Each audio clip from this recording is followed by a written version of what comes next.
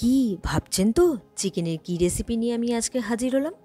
আগামীকাল রবিবার, তাই স্পেশাল একটি রেসিপি নিয়ে আজকেই আমি হাজির হলাম।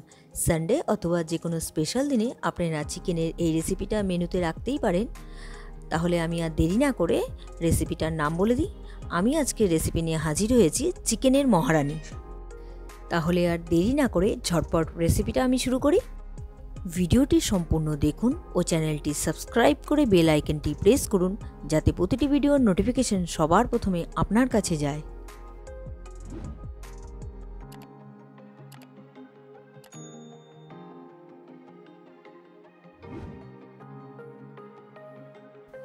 আমি চিকেন মহারানি বানাবো, সেজন্য নিয়ে নিয়েছি এখানে 600 গ্রামের মতো চিকেন। আমি এর মধ্যে আগে থেকেই দিয়ে রেখেছি পেঁয়াজ বাটা, আদা রসুন বাটা আর কাঁচা লঙ্কা বাটা। এবার দিয়ে দেব নুন আর সামান্য পরিমাণ সাদা তেল। আমি 15 মিনিটের জন্য ম্যারিনেট করে রেখে দেব। ভালো করে আমি মেখে নিলাম। আমি 15 মিনিট ম্যারিনেট করে রেখেছি। 15 মিনিট হয়ে গেছে। এবার দিয়ে দিচ্ছি 1 চামচের মতো গোলমরিচ গুঁড়ো। তারপর দিয়ে দিচ্ছি আমি লেবুর রস। খুব ভালো করে আমি আবারও 15 মিনিটের জন্য মেখে রেখে দেব চিকেনটাকে। তাহলে টোটাল আমি 30 মিনিটের জন্য ম্যারিনেট করে রেখে দিচ্ছি। চিকেনের মহারানি বানানোর জন্য একটি স্পেশাল মশলা লাগবে, সেই মশলাটাই আমি বানাবো এখন। নিয়ে নিয়েছি এখানে জয়িত্রী, লবঙ্গ, এলাচ, দারচিনি, শুকনো লঙ্কা, কসুরি মেথি, ধনে, জিরে, কাজু বাদাম, আমন্ড বাদাম, সব কিছু আমি নিয়ে নিয়েছি। এই সব শুকনো মশলা আর বাদাম এক শুকনো খোলায় ভেজে তারপর গুঁড়ো করে নেব। কড়াই বসিয়ে দিয়েছি। কড়াইতে প্রথমে দিয়ে দিচ্ছি শুকনো লঙ্কা। এবার দিয়ে দিলাম আমন্ড বাদাম আর দিয়ে দিলাম দারচিনি। এলাচও এর মধ্যে দিয়ে দিলাম আর দিয়ে দিলাম জয়িত্রী। ভালো করে একটু নাড়াচাড়া করে দিচ্ছি। এবার সব কিছু মশলা একবারে দিয়ে দেবো আমি এর মধ্যে। মশলাগুলো ভাজা হচ্ছে, খুব বেশি কড়াভাবে ভাজা যাবে না, তাহলে কিন্তু মশলাটা নষ্ট হয়ে যেতে পারে। সেই জন্য হালকা ভেজেই নামিয়ে দেবো। যখনই গন্ধ বেরাবে ভাজা মশলার, খুব সুন্দর গন্ধ বেরিয়ে গেছে, আমি গুঁড়ো করে নিচ্ছি। এদিকে কড়াই বসিয়ে দিয়েছি। কড়াইতে দিয়ে দিচ্ছি সাদা তেল।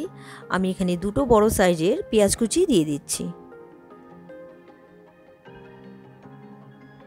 পেঁয়াজটাকে ভাজতে হবে।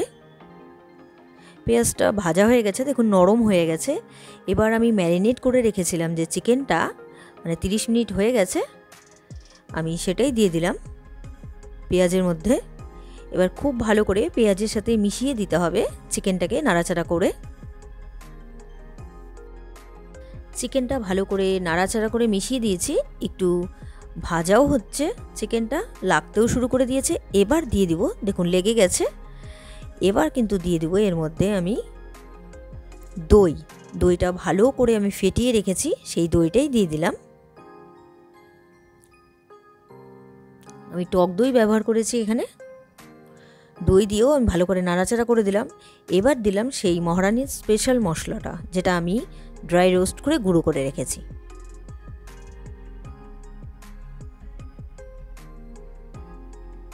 ভালো করে মশলার সাথে মিশিয়ে দিচ্ছি চিকেনটাকে।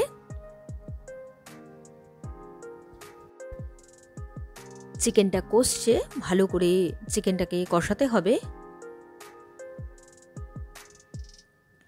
এই রান্নার মধ্যে কিন্তু কোনো রকম হলুদ টলুদ কিছুই পড়বে না।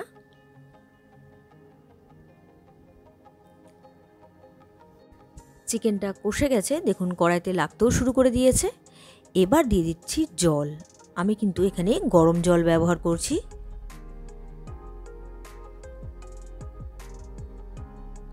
জল দিয়ে আমি একটু ভালো করে নাড়াচাড়া করে দিচ্ছি।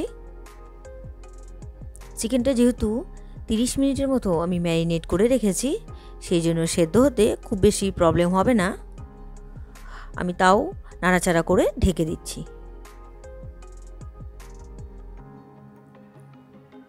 কিছুক্ষণ পরে আমি ঢাকনা খুলে দিলাম। গ্রেভিটাও দেখুন একটু কমে গেছে। চিকেনটাও হয়ে এসছে।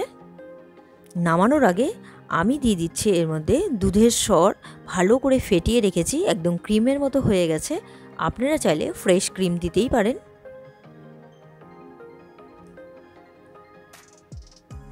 ভালো করে মিক্সড করে দিচ্ছি।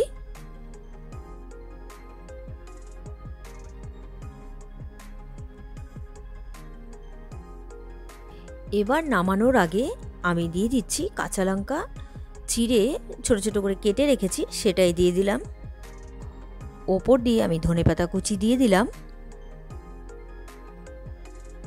ধনেপাতা কুচি দিয়ে আমি ভালো করে একটু নাড়িয়ে দিচ্ছি। এদিকে আমি গ্যাসটা অফ করে দিয়েছি। তারপর 3 মিনিটের জন্য স্ট্যান্ডিং টাইমে রেখে আমি তারপর সার্ভ করব। তৈরি হয়ে গেল আজকের চিকেনের স্পেশাল রেসিপি চিকেন মহারানি। রেসিপিটা আপনাদের কেমন লাগলো অবশ্যই আমাকে কমেন্ট করে জানাবেন। রেসিপিটা যদি আপনাদের ভালো লেগে থাকে তাহলে ট্রাই করার অনুরোধ রইল।